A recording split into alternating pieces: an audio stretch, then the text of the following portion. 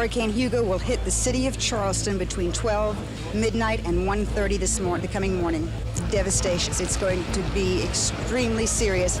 There is no superlative to describe it. It will be the worst hurricane that we have suffered in the last 50 years. I mean, I think when day breaks, everybody will see the news and see that they're here. They're lucky to be alive, I suppose. Debris flying from everywhere. Pieces of the hospital were just flying everywhere. The east side of Trident Hospital here, the second, third, and fourth floor, I think it is gone. Trees are down. I would say approximately 25 to 30 vehicles in the parking lot are total. We observed hospital beds literally hanging out of the windows. We'll take whatever force necessary to stop you from getting on this island.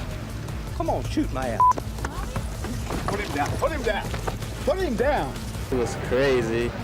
I ain't never seen nothing like it. It was rough, real rough. That probably will never happen for another 30 years, I would guess. 30 years ago, Hugo made landfall along our coastline as a Category 4 hurricane with estimated winds close to 140 miles an hour. Due to the size and fast-forward speed of the storm, hurricane-force wind gusts were reported 200 miles inland. As hurricanes make landfall, a wind-driven surge of water is pushed onshore. Now, that surge can often be the most destructive and deadly part of a storm. On the evening of September 21st, 1989, residents of McClellanville gathered in Lincoln High School to escape those waters, thinking the school sat 20 feet above sea level. As the 16-foot surge came onshore and 6 feet of water rushed into the building, it became apparent that the elevation was actually only 10 feet. It led to a night that those survivors will never forget. Water lines are still visible on the outside of Carolina Seafood. Somewhere right along that metal seam there across the roof was what we figured it was. It was definitely above the ceiling of the office in there. The dome of water that Hugo brought came as a shock to the small fishing community of McClellanville.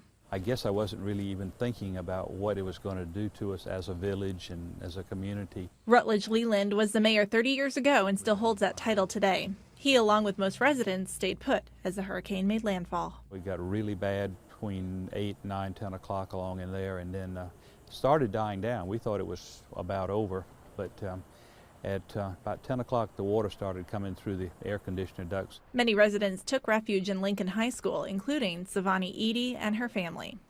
After dark, the nightmare began. That was an evacuation area. We're sitting in the cafeteria, you know, everybody relaxing. And got later and later, and somebody said, "Oh, water coming through the door." That was the scary thing, because everybody thought they were going to drown in the school. I lost my son, so I just said, "Lord, take care of him wherever he's at." That time the water was up here, up to the waist. And went on the stage. That's the highest thing now, the stage. So everybody went on the stage. Everybody was packed on that stage, and water was still coming up. There was a man in a wheelchair, and the water had come up to his neck. We were packed on that stage like salmon, you know. I mean, everybody grabbed each other if they could. Water kept coming and kept coming. And after a while, you know, some people were just groaning, moaning, "We're gonna drown, we're gonna drown." And I just stayed calm, talked to the Lord. They even tried to look out the window to see if we could get on top of the building, but there was no chance. Water finally went all the way down, and we were able to open the door and walk out of the cafeteria. And some of us even walk home. As the sun came up, the devastation became apparent. Next morning we came down to see a horrible scene. Just there'd been a 15-foot surge, which was nothing we had ever seen before here. Boats were all over the streets, houses were destroyed. Things just looked horrible. In time, boats were repaired, docks were rebuilt. Amazingly, most people stayed. They came back, they rebuilt, houses were rebuilt. Lessons were learned. The great thing was that everybody survived it, and we learned a lesson about not using Lincoln as a shelter again. We have all new ordinances now based on FEMA regulations. But the memories of that night have not faded. We won't forget that one in our lifetime. Everybody that was here remembers. The worst of things could happen, but then there's a God up above who knows everything, who knows just what to do, you know, and when to do it, you know. And, you know, it was just very interesting that we all was in that cafeteria and that the water was that high and we still survived. It was like popcorn all over the house. Everything was falling down. And we were all on the bed and it got really, really bad. Everything started to fall and we heard the trees back here falling. And we decided to go into the walk-in closet in my parents' bedroom, and 5 minutes later the tree fell in the house. Never in my wildest dreams did I ever expect to come home to water and mud and everything's ruined. You couldn't even see the roads. It just looked like a massive jungle. Trees on top of trees, I reckon a story high. The damage was devastating, but some people weren't even able to come home after the storm. The governor of this state last night gave an executive orders asking the people not to come with boats over here. But that was the only way to Sullivan's Island and Isle of Palms, as the Ben Sawyer Bridge was heavily damaged during the Category 4 hurricane. The IOP connector didn't exist. I understand that they feel that they can get the Ben Sawyer Bridge repaired to the extent into place, but that it can't swing open again. 3 decades later, some of the engineers that worked on the bridge remember all they wanted to do was get the bridge back in place as soon as possible. We actually volunteered for it. We called the state DOT and said, we can bring federal funds to this and help out. I think we can put this back. It was a unique solution, but Nelson had faith that it would work. Some of the mechanical equipment was torn up a little bit, but the actual trusses and the roadway itself were still in good shape. The swing span wasn't damaged, so it could go back in place. But that was the heavy part. The swing span weighs about 1 million pounds. We knew we couldn't pick it up, but we knew we could tilt it close to being back in place, but it was offset about 5 feet. But they didn't give up. We put all our heads together and come up with a plan to try to get big, large cranes, and we had to look for where can they come from, mobilize them, get them in place. With teamwork, the bridge was put back in place. It's the most fun I've ever had as an engineer, putting this bridge back in place. This was a fast-track deal, and we got it back in place in 2 weeks' time. That's when people on IOP and Sullivan's Island were finally able to return home by car, including some of Nelson's own friends and family. We'll take whatever force necessary to stop you from getting on this island. Come on, shoot my. Put him down. Put him down. Put him down. Back out, back out.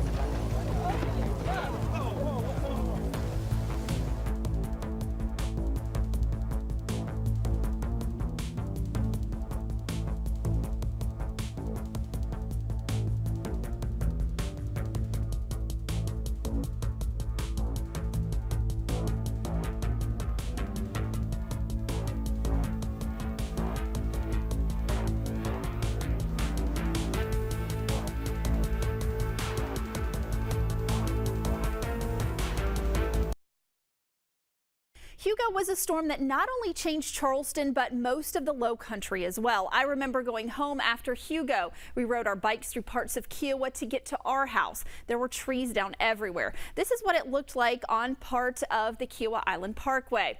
But for beaches north of the eye of the storm, like Isle of Palms, the damage was much worse. Their landscape was changed forever. State Representative Mike Hu30 still lives in the same house that he locked up and left behind as Hurricane Hugo approached 30 years ago. He went to Mount Pleasant to ride out the storm, but was back on IOP the next day by boat. I was an employee at the Isle of Palms Water Company for a day. This hat was given to everybody that was supposed to be over here. Myself and my brother-in-law and I think it was one other person, we were able to come over here in a boat. And what they came home to was devastating. Streets were torn up, trees were down, roofs were off homes. Hu30's home wasn't spared either. It was almost 6 feet deep in the garage. See, the water during the storm came up this stairwell, and I had an inch on the living room floor. Tried to do whatever I could to protect what was left of the house. There was no power, no water, and no medical help, yet people wanted to return.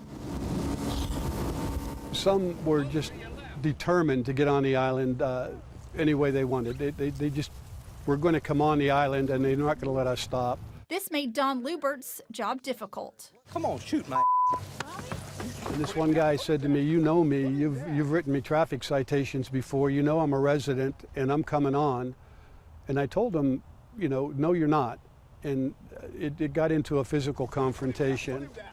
And I didn't want that to happen. That's the last thing in the world I wanted to have, was a physical confrontation with an island resident, but unfortunately it led to that. This was the first time that Lubert had seen the video of the incident from 30 years ago. If you would just listen and had a little bit of respect for the law, they said that we would let you on the next day. If you could wait one more day till we made it safe for him to come on, and he couldn't wait. That was his choice, and he suffered the consequences. One good thing that came out of the storm was the IOP connector. The storm is also the sole reason that Mike Satilli got into public service. I just felt like I had a responsibility to the city as well as to the people that I've known all my life. I could do more if I got involved with the city. I got elected, it was in 1990, and I served city council 19 years, and then I had 8 years as mayor, and before I went to Columbia to the State House. And I've been up there 12 years now. A storm that changed Satilli's career, Lubert's outlook, and access to the Isle of Palms. This is my story. This is my song. Hold where you are. Stay secure. I think when day breaks, everybody will see that it is exceeded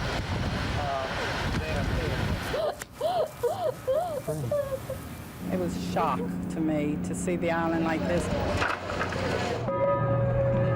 Now I'm down here to look over this area just to see the situation, see how much devastation is, how much damage is. We need financial funds. Now we've established a relief fund for our homeless here on Folly Beach. We go through great difficulties like this.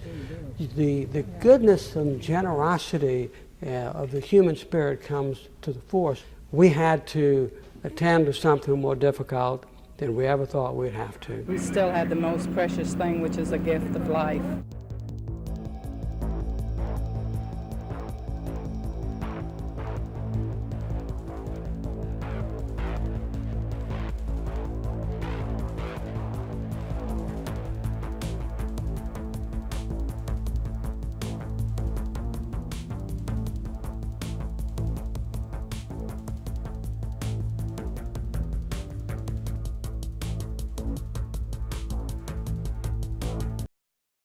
This city has withstood wars, earthquakes, tornadoes, and hurricanes. And it always built back and survived, and we will again. We've been through a lot, and we'll get through this. Our town, our beautiful town, is a mess. Pick up the pieces. Go again. That's it. That's all you can do. She's a good, strong boat. She'll fix up. We'll be sailing her again. Not structures, but the local feeling of Charleston changed after Hugo. Before Hugo, you know, everybody knew their neighbors. Charleston became a bigger city after Hugo. You see these evacuation signs on the highways. Those weren't there before Hugo. Those are there now. With Dorian, they reversed the lanes. I made it from Charleston to Columbia in 2 hours. With Hugo, it was like 10 hours. The hurricane hit in September, and by December, King Street was pretty much back to normal. When you get the opportunity to be trained and then have the life experiences and then Almighty God puts an opportunity right in front of you, and you walk through it, and you do the good work, and you get the thing done.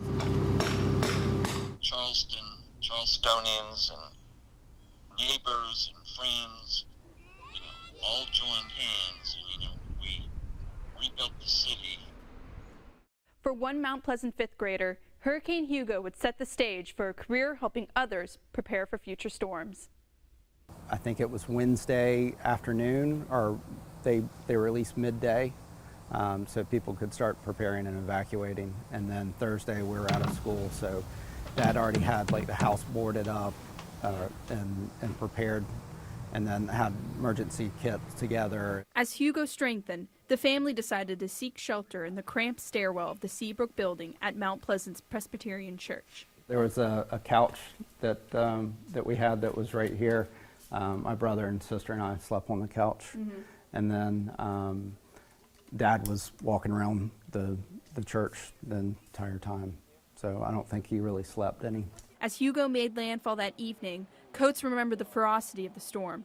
So the door was right there. It had a mail flapper on it, and it was just constantly flapping all night long throughout the wind. And especially when we went out during the eye, we tried to tape it down, and it didn't hold very long at all. The wind refused to calm until the eye of the storm passed over the Coates family. We actually came out in the middle of the eye and were able to look up, and you could see the stars. I remember asking Mom if it was over, and she said, no, it's only halfway over, that it's going to get worse. After an 18-hour ordeal, the family walked out of the church the morning after and witnessed Hugo's destruction firsthand. We saw the flooding that occurred at the end of the street. There was leaves plastered on the side of the buildings, on the side of the cars. So there was a massive amount of damage that we initially saw as soon as daylight came about. For this family, the recovery process was less focused on their own struggles and more on helping the small community get back on its feet. We cooked together, everybody, as soon as freezers started thawing out. Like I said, we were in Scouts, so Dad had all the camping equipment, so we were cooking for multiple families on the street. So everybody was helping each other with chainsaws, and most of the dads were using the chainsaws and cutting, and then my brother and I and the other kids in the neighborhood, we were dragging it all out to the street. Today, Joseph Coates works for the Charleston County Emergency Management Department. He plans for hurricanes, flooding, and other natural disasters. Coates says that complacency is Charleston's biggest threat when it comes to future hurricanes. We've had so many storms here recently that have been glancing blows, not a direct hit. So there's a lot of new people in the area that would probably try and ride it out, which I think they would regret it if we had a direct hit. So it's really important to pay attention to the governor's evacuation orders and try and get them out. Picking up the pieces, how easily those words have rolled off the tongues of news correspondents that have covered Hurricane Hugo here in our state of South Carolina. But walk through the rubble and walk in the shoes of the folks that have lost their homes such as this, and you know it's a whole lot tougher than that. Rebuilding is never easy. Our lives, our homes, our careers were all affected by this storm. Even our station was smacked by the surge. Hugo's storm surge poured 4.5 feet of water into News 4. It wiped out our newsroom and buckled the side of the building. A makeshift newsroom became a new norm.